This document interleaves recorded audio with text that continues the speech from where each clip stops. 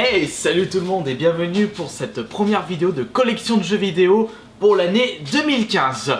Je vais vous présenter pour aujourd'hui toute ma collection de consoles de salon. Je vous avais présenté auparavant ma collection de consoles portables, mais ça m'est sorti de la tête. Je pensais que vous avez également présenté mes consoles de salon, mais ça n'a pas été le cas. Donc pour rattraper le coup et pour commencer cette année, après ma vidéo mes impressions sur Resident Evil HD qui est en train de se charger en ce moment même, pendant que je tourne cette vidéo, eh bien je vais vous présenter ma collection de consoles de salon. J'en possède en tout, voyons voir, j'ai oublié de compter comme une merde. 3, 6, 7, 8, 9, 10, 11, 12, 13, 14, 15, 16, 17, 18, 19, 20. 20 consoles pile poil.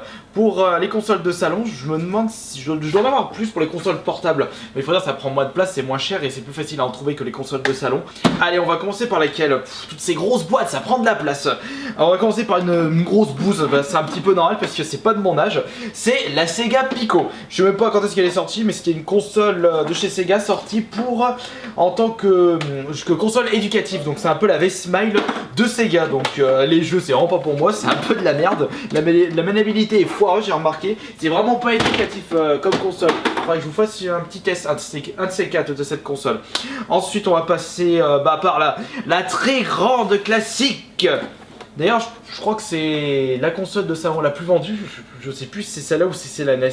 La PS2, la première version, donc la FAT, assez grosse. Et pour l'époque, c'était vraiment une révolution de chez Sony parce qu'il y avait beaucoup de personnes, je me souvenais, qui avaient acheté cette console également pour son lecteur DVD. Elle coûtait assez cher également. Je me souviens, elle coûtait 3000 francs. Ça fait 450 €. Bon, et c'est moins pire que la PS3 avec 600 €. Et dans cette console, il y a eu quantité de jeux sortis, mais de mythes.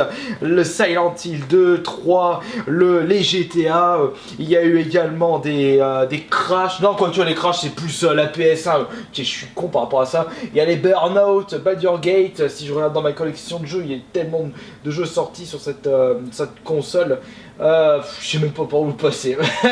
Il y a eu non, quoique je suis en train de penser à les Dragon Ball Z Tenkaichi quand je regarde. Mais moi, vraiment les jeux qui me font remémorer cette console, les Sly, les Ratchet & Clank qu'il y a aussi.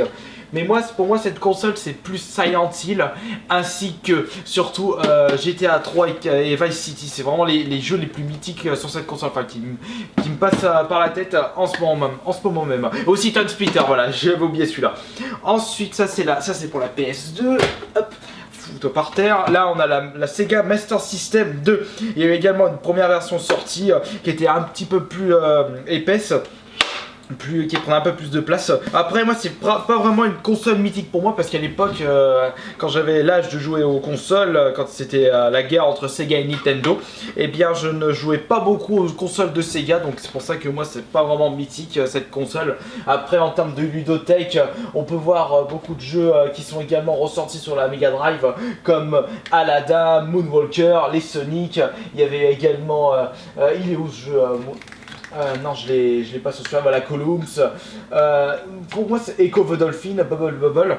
Il y a des bons jeux qui sont sortis sur cette console, mais autant s'attarder sur la Mega Drive, qui d'ailleurs, je vais vous la montrer dessus. Là, par contre, c'est la version 2, pète-top à la gueule. La version 2 de la Mega Drive qui est un peu plus petite que la première version, avec bouton rouge au lieu de bouton grise. C'est également le cas pour la manette, avec bouton rouge pour le start au lieu de gris. Alors là, une ludothèque franchement ultra mythique cette console, comme je pense au Street of Rage pour commencer, les Sonic, Golden Axe, il y a aussi les Shining Force, mais ça je les ai pas beaucoup joué. On a les jeux Mickey qui sont ultra mythiques comme Quackshot, World of Illusion, Castle of Illusion. On a également le Batman, non c'est pas le plus dit Altered Beast que je suis en train de penser, mais ce qui fait surtout la force de cette console, c'est les jeux Sega ainsi que franchement les jeux Walt Disney qui sont plus mythiques sur la Mega Drive que sur la Super Nintendo. Ensuite en console en loose, j'ai une Atari 7800. Je peux pas vous en dire beaucoup, d'ailleurs je me demande si l'E.T. c'était sur cette console ou si l'Atari 2600. Quoique je pense que ces deux consoles c'est les mêmes jeux mais c'est juste une version supérieure, comme pour une PS2 Fat et une PS2 Slim. Arrêtez-moi si je me trompe, je suis vraiment pas le spécialiste de ces anciennes consoles. Moi j'ai commencé les jeux avec ma bonne Nintendo NES 8 bits. Après ce qui est sorti avant, c'est vraiment le flou total dans ma tête. Là ça c'était l'Atari 7800. Alors là qu'est-ce que j'ai? Je sais pas du tout ce que j'ai. pioché dans un vide-grenier. Comment ça s'appelle ça? Non, c'est pas une batte contrôle. Je raccroche, je suis en train de lire le bouton. Une téléjeu Catherine, made in Korea. Univox. Je sais même pas ce que c'est que ça. Ouais, c'est Univox, téléjeu. Je sais même pas ce que c'est que ça. Si vous voulez m'en dire un peu plus en commentaire. Moi, c'est vraiment pas mon truc. Les vieilles consoles, les années 80, 70. C'est le flou pour moi. Plus spécialisé dans les années plus récents, 90, plus 2000 quand même. Parce que 90, j'ai pas tout découvert. Ensuite, nous allons passer maintenant avec les consoles que je possède en boîte. Avec pour commencer la fameuse Sega Saturn qui a bien bidé en France car il y a eu la PS1 qui était sortie en même temps et comme vous le savez tous, la PS1 elle a cartonné au niveau des ventes. Donc cette Sega Saturn, eh ben, c'est franchement elle était très décevante au niveau des ventes, mais en termes de jeux, il y a eu quand même de bons jeux, mais qui sont également sortis sur la PS1. Après, moi, ce que je pense, c'est Virtua Fighter par exemple, ou comment il s'appelle le jeu que j'aimais bien, jeu de combat. À chaque fois, je le dis dans le Facebook et j'oublie à chaque fois. Non, je le possède pas. Entre autres que Wipeout est sorti sur la Saturn. Tiens, j'en ai apprendre une bonne. Alors ça, c'est pour la Sega Saturn. Ensuite, nous avons quoi? Par contre, je ne faut pas que je me pète la gueule. Ah bah tiens, si, il me restait une console en loose. La bonne vieille PS1 FAT. Un gros bloc, vraiment le début des jeux CD, une révolution dans l'histoire des jeux vidéo. Mais combien de jeux mythiques sur cette console? Bah d'ailleurs, pour commencer, les Crash Bandicoot. On a eu les Parasite Eve, les Resident Evil, Silent Hill, les Final Fantasy. Mais que de bons jeux. Breath of Fire, Metal Gear Solid, Destruction Derby. Que de bons jeux là-dedans. Ensuite, bah, on va continuer avec la PS1. Il y a eu aussi également, plus tard, la deuxième version de la PS1 qui est en fait la PS1, qui est une console vraiment plus petite que la PS1. Plus compacte. Merde, elle est bien rangée là-dedans. Je vais essayer de choper celle qui est là, dans mon meuble, parce que je l'ai en double. Hop là. Qui est franchement beaucoup plus compacte que sa grande sœur. Et elle est vraiment mimi cette console. Regardez juste la différence de taille. Elle est un peu plus blanche aussi. Après en termes de jeu, c'est vraiment pareil pour cette PS1. Ensuite, bah, on va commencer par ma console de jeux vidéo préférée en boîte. C'est la GameCube, cette bonne vieille console bien cubique avec ses nombreux jeux mythiques comme par exemple Resident Evil Rebirth, on pense à Super Smash Bros Melee, les Mario Party, je pense aussi à F0GX, le Sonic Adventure 2 Battle, mais quoique celui-ci était sorti avant sur la Dreamcast. D'ailleurs la Dreamcast, j'ai oublié de la récupérer, elle est juste là, bah, je vais vous la montrer tout de suite. Cette fameuse GameCube qui aussi a été un petit peu décevant au niveau des ventes, mais que de jeux mythiques dedans. Et bah ça sera à vous de me dire également quels sont vos jeux préférés sur chaque console, ou plutôt quelle est votre console de salon préférée. Je me dépêche de passer par là pour vous récupérer la console en loose que j'ai oublié de vous montrer. Je pensais que je possédais en boîte, mais non, je me suis gouré comme une grosse merde. C'est mon frère jumeau qui la possède en boîte. Il l'avait trouvé dans un vide-grenier. C'est la fameuse Dreamcast. La console la plus mythique de chez Sega, la dernière console. Ils ont dû fermer, ils ont dû arrêter toute production de console après le bide de celle-ci. Faut dire que la PS2 a tout défoncé sur son passage et malheureusement elle est sortie trop tôt. Il y a eu d'excellents jeux mythiques dedans, comme je pense par exemple à Chuchu Rocket, Shenmue, la bonne vieille NES. Le pack avec le zapper. Mais qu'est-ce que c'est que ce zapper?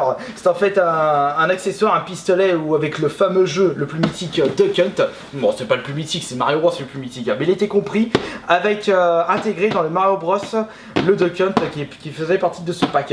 Et Duck Hunt, il est également un nouveau personnage sur le Smash Bros sur la Wii U. D'ailleurs, qu'est-ce qui est mythique comme jeu sur cette console? Les Mario, le commencement, également des Zelda. Il y a aussi également Double Dragon 2, mon jeu préféré de la NES. Je vais présenter en Kirby Play la version Wii U. Je pense également au Mega Man, petite dédicace à mon petit frère. Qu'est-ce qu'il y a comme bon jeu sur cette console? Il y a beaucoup de personnes qui jurent que par cette console, juste par rapport avec sa bande son qui est franchement quand on écoute les musiques ça fait vraiment rétro. Là on parle plus de cette console, là oui, ou plutôt pour moi la chute, la décadence de chez Nintendo. Il y a trop peu de jeux, de bons jeux qui sont sortis sur cette console. Je pense seulement au Trauma Center et encore, je pense qu'à cela de vraiment mythique sur cette console. Peut-être que pour vous avez d'autres jeux mythiques, mais peut-être les Rayman Lapin Crétin, mais je veux pas vous en dire plus sur cette fameuse Wii qui est l'une des consoles les plus vendues en France, voire dans le monde. Ils en ont vendu des palettes et des palettes. Il y a eu avec cette fonction télécommande. Après ils ont franchement bien joué Nintendo, c'est un petit peu leur but de faire du bénéfice. Mais après moi elle m'a franchement déçu cette console. Je m'attendais à mieux. Quand pour la première fois j'avais joué à Wii Sport, mais laissez tomber, mais c'est vraiment de la merde ce jeu. On va passer maintenant avec deux versions de la 360. Avec celle que j'utilise en ce moment actuellement, c'est la 360 250 Go, la deuxième version de la 360, de la Slim noire avec cette boost de Kinect qui est pas franchement une superbe idée en soi. Ça fait plus gadget, un accessoire, vous le mettez, vous y jouez un peu, après vous arrêtez parce que ça vous gonfle, vous perdez des kilos, alors que quand vous jouez aux consoles, c'est mieux d'être étalé avec la manette. Enfin c'est mon avis personnel là-dessus, moi j'ai toujours joué comme ça pour les consoles, c'est pour ça que j'avais pas envie de cette Kinect pour la Xbox One. On va en revenir après. Qu'est-ce que c'est que cette console? C'est la console auquel j'ai passé le plus de temps dans ma vie de gamer, et surtout grâce à son système de succès. J'allais dire trophée, mais non, trophée c'est PS3. Et donc ce succès sont des défis à faire pour chaque jeu. Vous augmentez votre gamer score, ça sert complètement à rien, mais si vous avez envie de vous montrer super par rapport à d'autres joueurs, c'est le bon moyen. Par contre il y en a qui trichent, enfin bon, ça c'est un autre débat. Cette console, il y a aussi énormément de bons jeux qui sont sortis. On pense par exemple à The Club, Pure, Split Second. Quand je regarde ma ludothèque, je vois par exemple Mirror Edge, Burnout Revenge, les Guitar Hero, ainsi que Rock Band de Duke Nukem Forever. Mais bon, celui-là il est un petit peu décevant par rapport à d'autres jeux. Bully, mais celui-là était sorti sur la PS2. Lollipop Chainsaw, il m'a un petit peu déçu quand même celui-là. Il y a les Tomb Raider aussi, Dead Space, voilà, Dead Space. Mais après c'est ça mon petit problème chez moi, c'est qu'il y a tellement de bons jeux que j'ai joué auparavant que je peux pas vraiment en dire et penser tout de suite. C'est un peu la confiture dans mon cerveau. C'est pas vraiment mon point fort, la mémoire. Bon, bien sûr, je me remémore quand je regarde un jeu. Alors, et la deuxième version de ma 3.6, c'est cette fameuse édition Star Wars avec la console design R2D2 et la manette en C3PO. Hop là. Là on va passer avec une console que j'en connais rien du tout. Alors là moi c'est nada que dalle, l'Atari 800 XL. Tout ce que je sais sur cette console, c'est que la console que j'ai achetée elle marche, c'est tout. Sinon les jeux j'ai vraiment, je m'intéresse vraiment pas à ce genre de console. Là nous avons la boîte de la N64 bleue transparente ou turquoise, je sais pas comment vous appelez cette couleur, je dirais plus bleu que turquoise, enfin les deux. Là on a quand même des bons jeux mythiques dedans, comme par exemple le Zelda Ocarina of Time, le meilleur Zelda sur console, Mario 64, l'un des meilleurs jeux, le pilier de la 64 également, Super Smash Bros, Mario Kart 64, le meilleur Mario Kart. On a également Banjo-Kazooie, Donkey Kong 64, les Mario Party ont commencé par cette console, mais après Conquer Bad Fur Day aussi, mais après si on enlève les licences Rare ainsi que Nintendo, mais il ne reste plus grand chose, il n'y a presque plus rien cette console, c'est franchement dommage. Peut-être pour ça qu'elle a vidé par rapport à la PS1. Il n'y a eu pas assez d'éditeurs tiers. Heureusement que Nintendo était là pour améliorer et augmenter sa ludothèque très mythique. Il nous reste quoi comme console? Il nous en reste plus que 4. Oh, c'est déjà fini. Là, c'est la Super Nintendo avec le pack Street Fighter 2. Cette console sortie entre la NES et la N64 est une bombe, une furie. Juste ça, les graphismes sont, pour certains jeux, c'est encore regardable. Cette console, et je trouve, j'ai plus de plaisir à rejouer cette console plutôt que la N64, justement par rapport à ses graphismes. C'est plus net, ça pique moins aux yeux. Après là on a bien sûr encore du Zelda, du Mario, on a le Killer Instinct qui est ressorti sur la Xbox One, on a également le Megaman, mais il y a tellement de jeux, j'arrive pas à me souvenir, ça me saoule. Voilà. Ensuite on va passer à quoi? On va passer à cette Wii U. le Nintendo remonte dans mon estime avec cette console. Ça c'est le pack Lego City Undercover. Cette console, j'ai pu tâter quelques jeux avec par exemple le Smash Bros Wii U qui est une merveille celui-ci. Je pense également à Zombie U qui est une grande surprise. Après j'ai testé un peu Mario Kart 8 qui est franchement qui remonte l'estime de Mario Kart parce que la version Wii c'est une merde, je marcherai dessus tellement c'est de la daube. On a également sur cette Wii U, on n'a pas grand chose parce que en termes de Sonic Boom c'est vraiment une grosse daube. Il y a Donkey Kong, j'ai toujours pas testé. On a Game & Wario qui est un petit peu décevant. Bon, je pense, j'ai confiance en l'avenir de cette console. Il y a quelques jeux que j'ai pas encore trouvé, que j'aimerais bien tester, comme Wonderful 101, qui m'a l'air d'être bien pas mal, bien badass. Ensuite, là, nous avons la PS3. Une superbe console, ça sert à rien que je vous en dis plus parce que là en ce moment c'est franchement la console, une des meilleures consoles qui existent en console de salon, que de bons jeux, franchement quand je regarde ma ludothèque, mais il y a encore tellement de jeux que je dois découvrir cette console, ça m'étonne même pas pourquoi elle s'est aussi bien vendue en France. Bon, faut dire qu'en France on est un pays, enfin oui on est un pays où on est pro Sony, parce qu'il faut regarder les chiffres de vente entre Nintendo, je parle bien sûr console de salon, entre Nintendo, Xbox, Microsoft et Sony, les gens ont plus tendance à acheter des consoles de Sony. Et on termine cette vidéo, ma collection de consoles de salon, avec la fameuse Xbox One. J'ai pu tester que 2 jeux, les 2 jeux qui m'ont poussé à acheter cette console. Enfin, c'est ma chérie qui me l'a offert, avec la Killer Instinct, le renouveau de ce Killer Instinct, puisque la version 64 est pas aussi bien que la version Super Nintendo, mais celui-là je préfère la version Xbox One par rapport à la version Super Nintendo. Franchement, une belle surprise. Ainsi que Dead Rising 3, j'en parle pas plus sur ce jeu qui est super bien. Il y a tellement de jeux qui sont sortis sur chaque console que j'en ai joué à tellement, j'en ai possède tellement cette console que j'ai du mal à vous dire quels sont vraiment les jeux les plus mythiques qui me sortent. C'est pour ça que j'essaie de vous sortir des top 10 de mes jeux préférés sur chaque console, comme ça je peux au moins voir quels sont vraiment vous pouvez voir quels sont vraiment mes jeux préférés sur chaque console. Voilà, donc c'est terminé pour cette vidéo, ma collection de consoles de jeux vidéo salon.